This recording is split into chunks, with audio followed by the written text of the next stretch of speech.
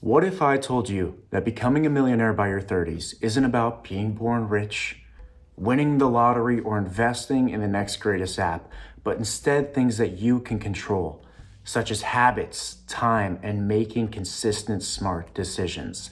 And in this video, I want to do just that. I want to walk you through a step-by-step, no scam, no get-rich-quick scheme guide on how you and I can build wealth and become millionaires in our 30s. Stick with me. Cullen versus money. In this video, we're going to go over 3 steps on how to become a millionaire in your 30s. And I want you to stick around to the end because the third one just might be the most important. But first, we need to define what a millionaire is. So let's clear something up. Being a millionaire does not mean having $1 million cash in your bank account. Instead, it means having $1 million net worth, what you own versus what you owe. Now, this includes your savings, your investments, your real estate portfolio, like your house, businesses that you have, or any assets that you may have as well. Now, what is an asset? Well, simply put, an asset is something that you own that is currently making you money or may make you money in the future. And this is vital. Most millionaires don't look rich. They drive normal cars. They dress the same way as you and I, but they let their money work quietly in the background for them while living below their means. This mindset shift is vital, and it's the first part of shifting your mind into building wealth in your life. Now let's roll into part 1. Step 1 is to start early. Use time to your advantage.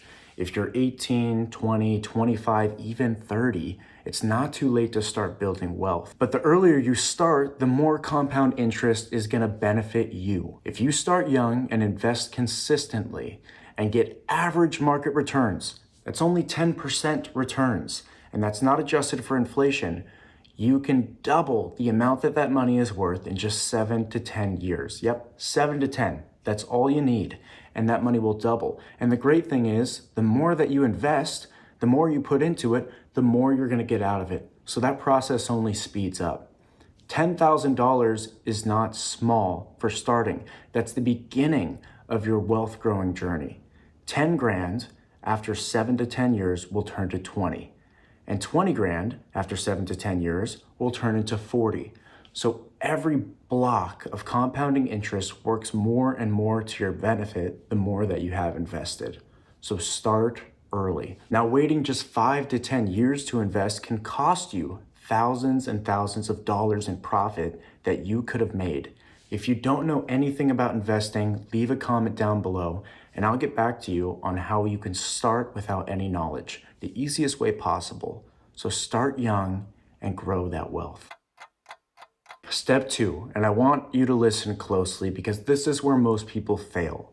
Step 2 is living below your means. This means spending less money than you're making. And what typically happens is when we start to make more money, is when we start to get that next promotion, we say, wow, I have way more and I can spend way more. But the problem is spending more money as you're making more money is taking away from yourself. You are losing money in that, and this is what we call lifestyle inflation. Making more money won't make you rich if you're spending more as you grow. So don't make this mistake. It's vital. Millionaires focus on spending less, saving first, and avoiding lifestyle inflation. What does this mean? Well, it means you don't need the newest iPhone every year.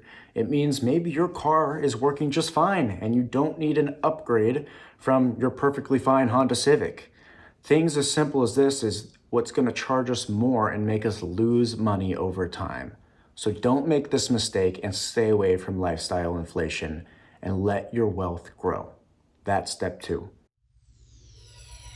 Finally, step 3, which may be the most important, is making multiple income streams, not just one. This means having your main job, having maybe a side hustle, letting your investments work for you, creating businesses, becoming an entrepreneur, things like this. And if you want to dive into these, I can give you multiple ideas on how to start your own business like I did and how to grow that business. and let your money work for you. The majority of millionaires have multiple income streams. Now, this doesn't mean that you have to work 24/7 and burn yourself out until you're tired and can barely stand anymore. No, you can still find balance while working side hustles and working your main job. This just means finding new ways to grow your income. And what I want you to do is take that extra money that you make from these side hustles, from the extra income from investments, and I want you to take it and reapply it into your investment account. Always let that money work for you. I don't care if it's gold, if it's silver, if it's crypto, please just Bitcoin, not Fartcoin and all the crazy ones. But I want you to keep that money invested. Let it grow for yourself. Let your money work for yourself, and don't let it just sit there under the couch. Start with one main skill and let that grow over time. Find what you're good at, maybe what you're passionate at, and let that take precedence and grow that into something greater. Start with one main skill that you may have.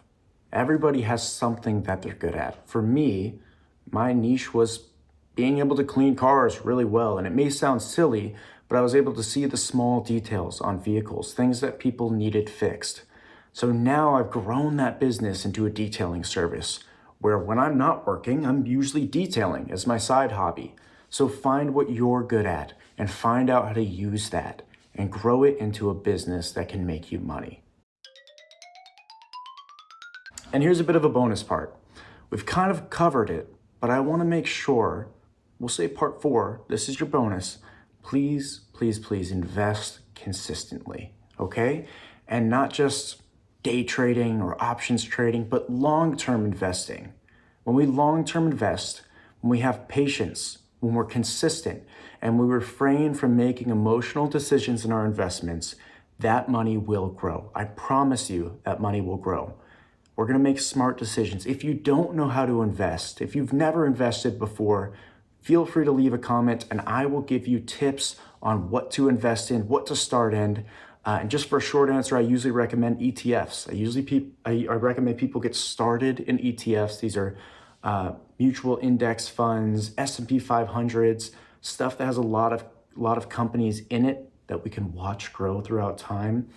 That is the start to investing, and you can expect 10% returns on that on average. Over the past 100 years, on average in the S&P, we've had about a 10% return. You don't even have to do anything with your money, you just let it sit there. But please don't just put it under the mattress. Don't put it in a bank account. Let your money work for you. Invest. And on that, there's one last warning I want to give out to everybody. This is becoming more and more apparent in my generation, and I'm finding that other generations are really interested in it as well. And these are get-rich-quick schemes. Stay away from get-rich-quick schemes. The key to investing, the key to building wealth, is long-term, consistent, smart decisions. It's not going to happen overnight. Some people will get lucky and win the lottery and invest in that app that we talked about at the beginning of the video, but most people will not. Majority of millionaires build wealth from long-term, consistent, smart decisions, okay? These are proven methods on how to build your wealth. So follow the 3-part series and we'll work through it together. Becoming a millionaire in your 30s is not easy and it's not supposed to be, but it is possible. Start early and follow our 3 steps, but also be consistent and trust the knowledge that you have. If you liked this video and you're excited to grow your wealth, please leave a like, subscribe, comment below, and thank you for watching another episode of Colin versus Money. This was my 2nd episode ever, so go ahead, follow along on the journey, and we'll keep making videos in the future. Thank you for watching.